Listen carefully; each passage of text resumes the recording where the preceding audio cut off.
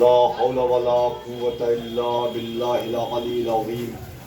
أعوذ بالله من الشيطان الرجيم. بسم الله الرحمن الرحيم. الحمد لله الذي خلق فسوى والذي قدر فهدى والذي أخرج المرعى فجعله غثاء نحوا والعاقبة للمتقين والجنة للموحدين المسلمين المؤمنين الموقنين والجهنم للغاصبين الكافرين المنافقين المشركين الناكسين الفاسقين. ثم الصلاة والسلام على مولانا بدر الدجى قدر التقى كهف الورى نجم الغرى شمس الزهى صاحب قاب قوسين وادنى الله ما ينطق عن الهوى إن هو إلا وحي يوحى سيد النبيين وخاتم المرسلين ومخاطب بالطه وياسين الذي كان النبي وآدم بين الماء والتين سيدنا ونبينا وشفيع المذنبين النبي الأمي العربي القرشي الهاشمي المكي المدني المصطفى الأمجد أبي القاسم محمد. اللهم صل على محمد وآل محمد وآل الطيبين الطاهرين المعصومين المنتجبين المنتخبين. بسم الله الرحمن الرحيم. نعد علی مظہر العجائب تجد عونا لك في النوائب كل هم وغم سينجلي بعظمتك يا الله بنبوتك يا محمد بولایتك يا علي يا علي يا علي أدركنا. اما بعد فقد قال رسول الله صلى الله عليه وآله وسلم اللهم وآل من والاه وعد من عداه وانصر من نصره. صلوات پڑھیں محمد.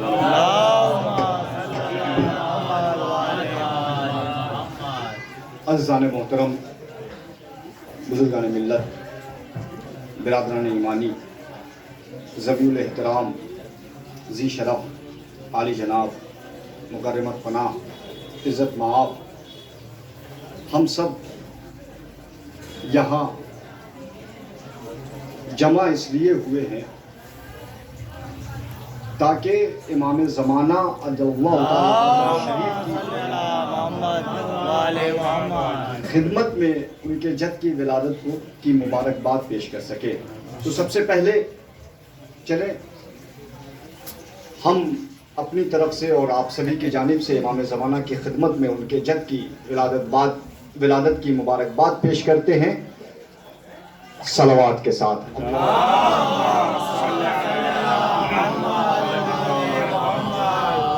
عزیزان محترم، بزرگان ملت، ہمارا یہ انداز ہوتا ہے،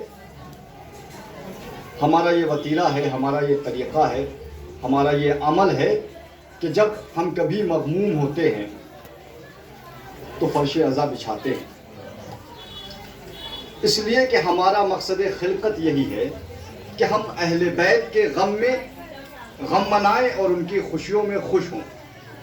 تو جس طریقے سے ہم غم میں فرش عزا بچھاتے ہیں اور اپنے حسینی ہونے کا ثبوت دیتے ہیں، اسی طریقے سے ہم ان کی ولادت کے موقع پہ، ان کی خوشیوں کے موقع پہ فرش مسرت بچھاتے ہیں تاکہ یہ ثبوت دے کہ ہم ان کے چاہنے والے ہیں، ہم ان کے ماننے والے ہیں. اچھا، یہ انداز ہے ہمارا کہ ہم جیسے ہی یہ فرش مسرت بچھاتے ہیں یا فرش عزا بچھاتے ہیں تو مومنین آ جاتے ہیں.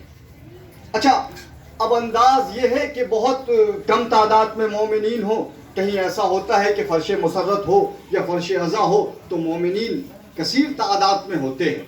تو کبھی اس میں رنجیدہ نہیں ہونا چاہیے، یا کبھی یہ نہ سوچیں کہ یہ بہت چھوٹی سی محفل ہے، ہم بہت کم تعداد میں جمع ہوئے. نہ، جب آپ فرش مسرت بچھاتے ہیں یا فرش عزا بچھاتے ہیں تو ہمارا مقصد بہت اعلیٰ ہوتا ہے، بہت بلند ہوتا ہے. ہمارا مقصد یہ نہیں ہوتا کہ صرف اور صرف مومنین آئے، ہمارا مقصد معصومین کو بلانا بھی ہوتا ہے. اچھا، اب فرش عزا یا فرش مسرت جب ہم بچھاتے ہیں تو مومنین آتے ہیں، مومنین کے ساتھ ساتھ ملائکہ آتے ہیں. ملائکہ آتے ہیں. اب آپ واجب الاحترام کیوں ہیں؟ ذرا غور سے سنیے گا کہ آپ واجب الاحترام کیوں ہیں. کہا مومنین، واجب الاحترام مومنین، واجب الاحترام مومنین ہے.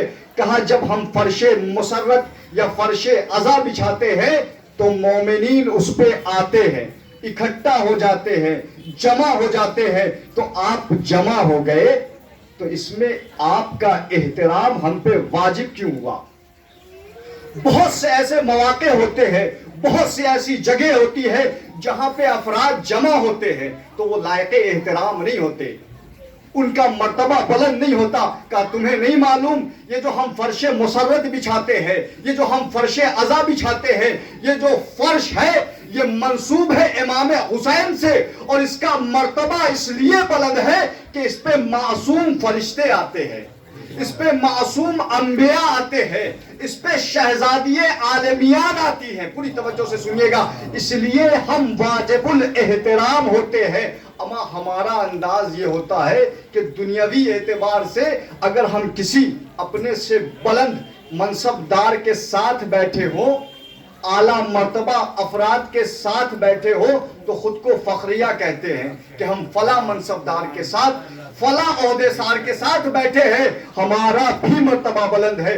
اچھا کوئی آنے والا ہو، جب وہ آتا ہے تو آنے کے بعد جس طریقے سے جو عزت عہدے دار کا دیتا ہے، منصب دار کا دیتا ہے، اسی طریقے سے وہی عظمت، وہی رسپیکٹ، وہی عزت جو بغل میں بیٹھا ہو اسے بھی ملتی ہے۔ کہا کیا یہ عہدے دار ہے؟ کہا تمہیں نہیں معلوم یہ جس کے بغل میں بیٹھا ہے یہ بڑا منصب دار ہے، بڑا عہدے دار ہے۔ اور پھر ہم تصویریں لیتے ہیں کہ فلاں منصب دار کے ساتھ، فلاں عہدے دار کے ساتھ، تو عزیزان محترم یہ تو دنیا کا طریقہ ہے، یہ دنیا کا وتیرہ ہے، یہ دنیا کا انداز ہے۔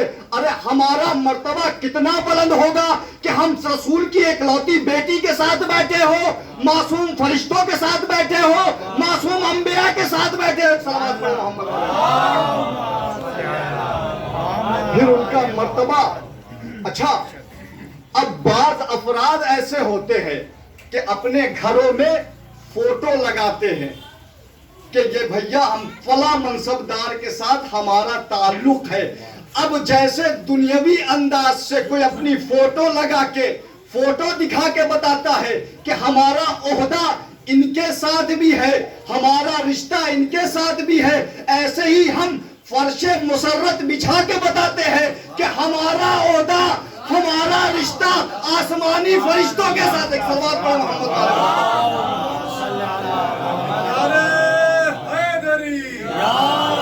محترم، بہت طولانی گفتگو نہیں ہوگی آپ کے درمیان، بہت 30 منٹ زیادہ سے زیادہ، مگر بہت مختصر گفتگو کروں گا انشاءاللہ، بس سماعت فرمائیے گا۔ آج امام حسین علیہ السلام کی ولادت کا روز تھا بہرحال، اور آج شب ولادت مولا غازی عباس ہے، مگر ہم نے سوچا کہ فقط امام حسین علیہ السلام کے فضائل پڑھوں اور آپ کی زحمت تمام کیے دیتا ہوں، لیکن نہ، ہم نے جس فقرے کو پڑھا وہ رسول اکرم کا فقرہ ہے جو انہی نے یوم غدیر ارشاد فرمایا تھا۔ اب آپ یہ نہ سمجھیے گا کہ ہم پورے غدیر کو ہم نے پڑھنا ہے، نہ، اب بڑا توجہ کے ساتھ سنیے گا۔ رسول نے ارشاد فرمایا اللہم و آل من والہ و آد من آدہ وانصر من نصرہ وخذل من خذلہ۔ اچھا لوگ یہ سمجھتے ہیں کہ رسول نے غدیر کے دن صرف اور صرف من کنتو مولا ہو فہذا علی مولا کہا، نہ، رسول نے دعائیہ فقرے میں یہ جملہ کہا۔ اچھا رسول کی دعا تھی تو ہماری دعا کا یہ اثر ہوتا ہے قبول ہو نہ ہو، کوئی گارنٹی نہیں ہے، لیکن رسول کی دعا ہے، بارگاہ الہی میں مقبول ہے۔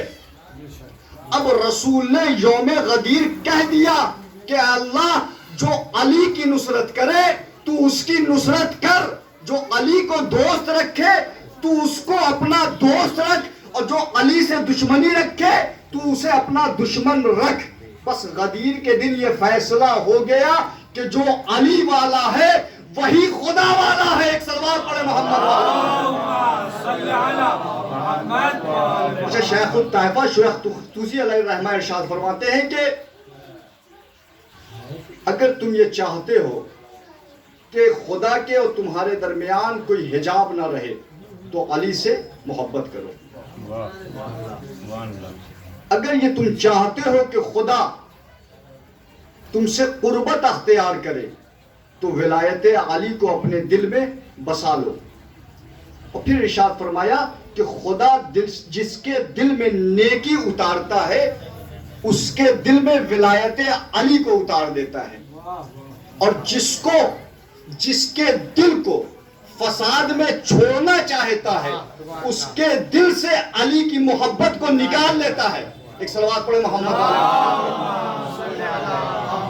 اچھا تم یہ جانتے ہو ان الانبیاء بعثوا علی ولایت علی ابن ابی طالب، بے شک انبیاء مبعوث ہوئے علی ابن ابی طالب کی ولایت پہ۔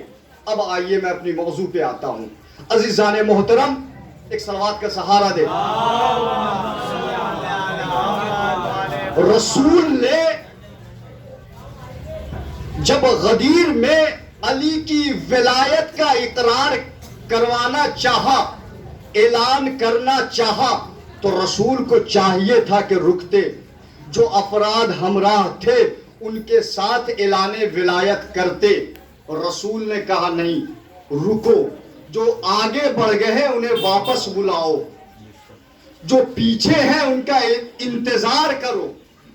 مسئلہ ولایت کا ہے۔ اچھا پروردگار عالم نے بھی وہی انداز اختیار کیا جب جناب آدم کو بنایا، تو جناب آدم کو بنانے کے بعد پروردگار عالم نے فرشتوں کو بلایا، اور بلانے کے بعد کہا کہ دیکھو ہم روئے زمین پہ انسان آدم کو خلق کرنے جا رہے ہیں، چاہو تو سوال و جواب کرو۔ فرشتوں نے سوال کیا، اللہ نے جواب دیا، پروردگارہ تو نے یہ ایسا دستور کیوں بنایا؟ کہا تمہیں نہیں معلوم، جب ہم کسی کو مبعوث کرتے ہیں تو سوال و جواب کا موقع دیتے ہیں، شور کے ساتھ کرتے ہیں، اعلان کے ساتھ کرتے ہیں۔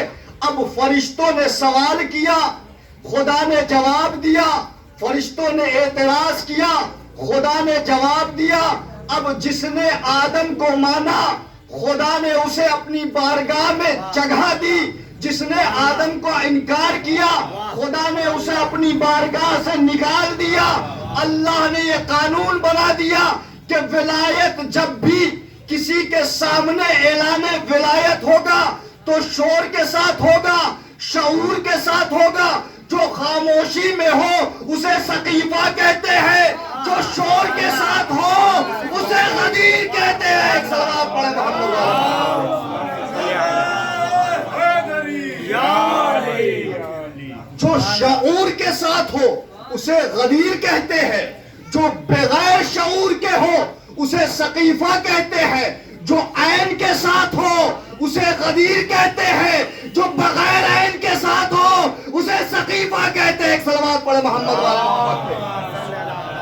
اچھا اعلان ولایت رسول نے کیا، اعلان ولایت رسول نے غدیر میں کیا۔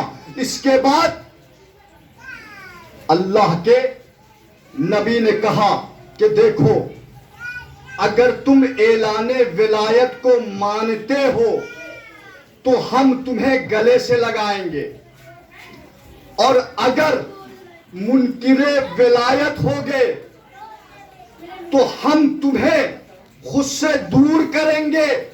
اللہ نے رسول کی رسالت کو بھی منوایا، رسول کی رسالت کو بھی بتلایا، رسول کی رسالت کا بھی اعلان کیا۔ جس نے رسول کی رسالت کا انکار کیا، جس نے رسول کی رسالت کا اقرار کیا، پوری توجہ سے سنیے گا، جس نے رسول کی رسالت کا اقرار کیا رسول نے گلے سے لگایا، جنت کی بشارت دی۔ جس نے رسول کے رسالت کا انکار کیا اس پہ اللہ نے آیت نازل کی، تبت یدا ابی لہب۔ اب خدا نے یہ دستور دے دیا کہ رسول کی رسالت کو مانو ورنہ ہاتھ توڑ دیے جائیں گے۔ اس کے بعد پھر اللہ نے کہا کہ علی کی ولایت کو مانو۔ اب جس نے علی کی ولایت کو مانا رسول نے اسے گلے سے لگایا، جنت کی بشارت دی۔ جس نے ولایت کا انکار کیا اللہ نے آسمان سے پتھر نازل کیا۔